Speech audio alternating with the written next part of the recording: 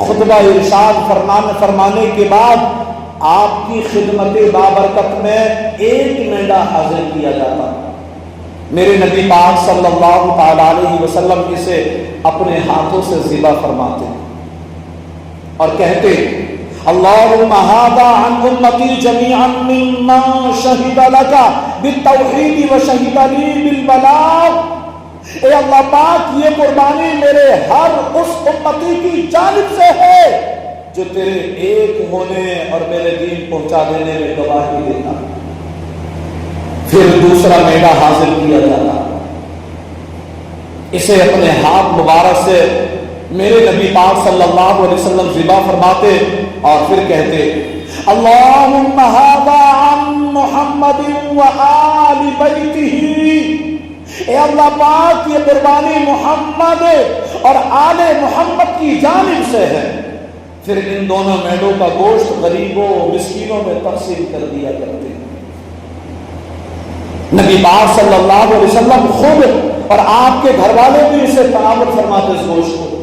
اچھا گوشت کی بات آئی تو میں آپ کو بتاؤں, آج ہمارے یہاں جانور خرید کے لائے جاتے ہیں تو بعض ہمارے اسلامی بھائی بڑی اچھی بات ہے کیونکہ قربانی کا مطلب یہ ہے کہ اپنی کنجوسی کو قربان کرنا, اپنی انا کو قربان کرنا اور اللہ کی راہ میں دل کھول کر کے اچھا جانور خریدنا, وہ چاہے کتنا ہی مہنگا کیوں نہ تو وہ قربان کرنا.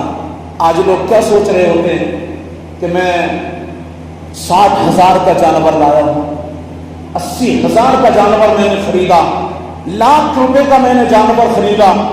بلکہ کچھ تو مثال پیش کرتے ہیں. ابھی میں نے سنا ہمارے ایک بھائی انہوں نے کل ذکر کیا مجھ سے کہ ایک شخص ہے جو مراد آباد ضلع میں رہتا ہے, اس نے 16 لاکھ روپے کا ایک جانور خریدا.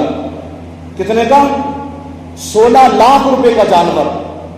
اب 16 لاکھ روپے کا جانور کوئی ہمارے نگریہ آنگن میں لے آئے تو لوگ دور دور سے اس کو دیکھنے کے لیے آئیں گے. تو اتنے بھاری رقم کے جانور خرید کر کے لوگ اللہ کی رضا کے لیے قربانی پیش کرتے ہیں. اور اچھا ہم نے پچھلے جمعے کو گفتگو سنی تھی, گفتگو کا ہمارا عنوان ہی تھا دل کی کیفیت قربانی میں کیسی ہونی چاہیے, یہی ذکر تھا نا. تو مین چیز جو اللہ کی بارگاہ میں دیکھی جاتی ہے, قبول کی جاتی ہے, وہ مال نہیں ہے, وہ گوشت نہیں ہے, وہ کھال نہیں ہے, وہ خون نہیں ہے. ہم جانور لائے, پیسہ خرچ کیا, کھال دینی کاموں میں چلی گئی, گوشت خود بھی ہم نے کھا لیا اور غربا میں دوست احباب میں تقسیم کر دیا, کھا لیا گیا. خون زمین میں چوس لیا, بچا کیا؟ تو پیارے مسلمانوں جو بچا ہے اسی کا نام ہے دلی کیفیت, اسی کا نام ہے تقوی و طہارت, اسی کا نام ہے محبت الہی, اسی کا نام ہے محبت رسول.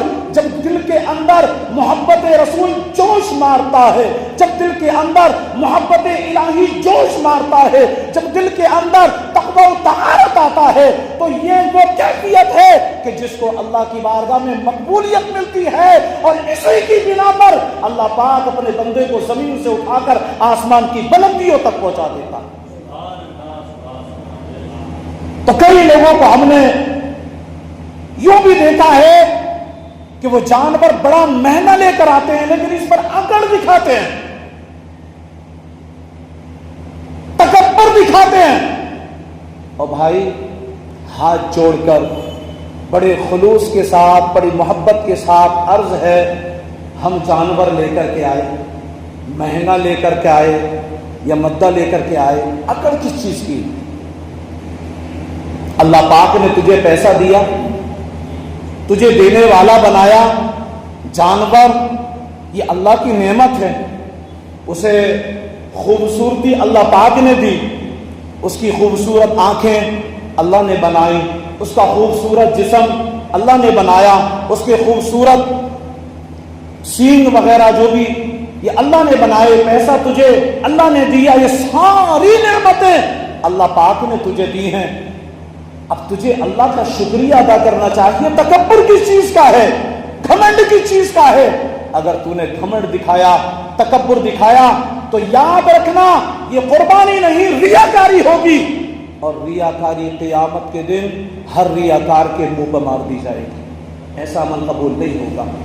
تو ہم جو بھی کریں، اچھا یہاں پر ایک چیز اس بات کو روک کر یہی ایک بات اور عرض کروں میں، ہم جانور ہی تو ذبح کرتے ہیں اللہ کے نام پر، ہم نے جو پیسہ کمایا، پیسہ تو ہاتھ پیر کا میل ہے بھائی، اس پیسے سے ہم قربانی کرتے ہیں تو ہم جانور کی قربانی دے رہے ہیں۔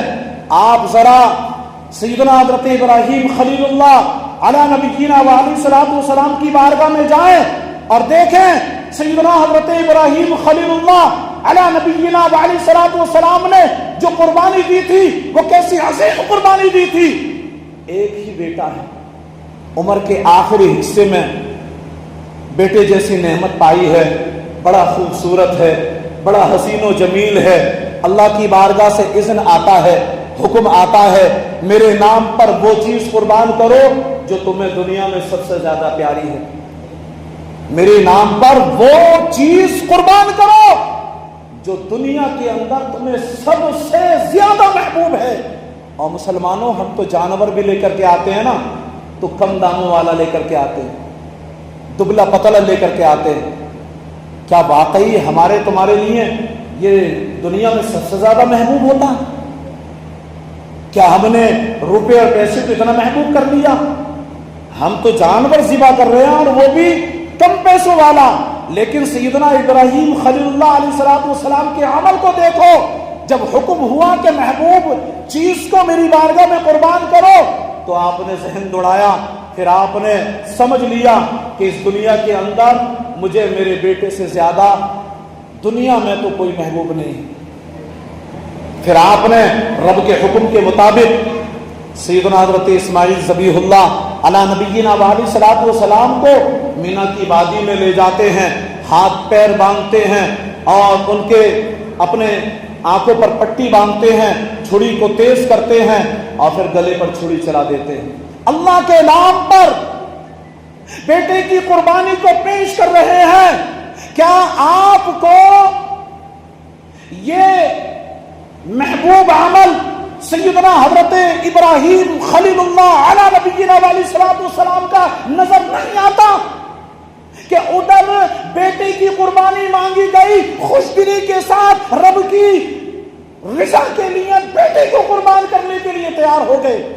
ہم جانور ذبح کرتے ہیں، عقل کس چیز کی ہے؟ ہم اپنے مال میں سے کچھ خرچ کر کے جانور خرید کے لاتے ہیں اور اس کو رب کی رضا کے لیے قربان کرتے ہیں، تکبر کس چیز کا ہے؟ نہیں کرنا چاہیے تکبر، رب کی رضا کے لیے کریں جو بھی کریں۔ اللہ پاک ہم سب کو مصطفیٰ کریم صلی اللہ علیہ وآلہ وسلم کی پیاری پیاری سنتوں کو ادا کرنے، سنتوں کے مطابق زندگی گزارنے کی توفیق عطا فرمائے۔ بالخصوص ہم سب کو قربانی جیسا پسندیدہ اور عظیم عمل کرنے کی توفیق عطا فرمائے، ہم سب کو خوش دلی کے ساتھ قربانی کرنے کی توفیق عطا فرمائے، اور اس قربانی میں صرف قربانی ہی نہیں، جانور کی قربانی نہیں، بلکہ اپنی انا کو بھی قربان کرنے والا اللہ پاک ہم سب کو بنائے، اپنے گھمنڈ کو بھی قربان کرنے والا بنائے۔ اللہ پاک ہم سب کو عجز و انکساری عطا فرمائے، ہم سب کو اخلاق کا پیکر بنائے، کردار صاف ستھرا بنائے، سوچ اچھی بنائے، اور ہمارے دلوں کو علم کے لیے کشادہ بنائے۔ آمین بجاہ النبی الامین۔ وآخر دعوانا ان الحمد للہ رب العالمین۔ کھڑے ہو جائیں، صفوں کو درست فرما لیں۔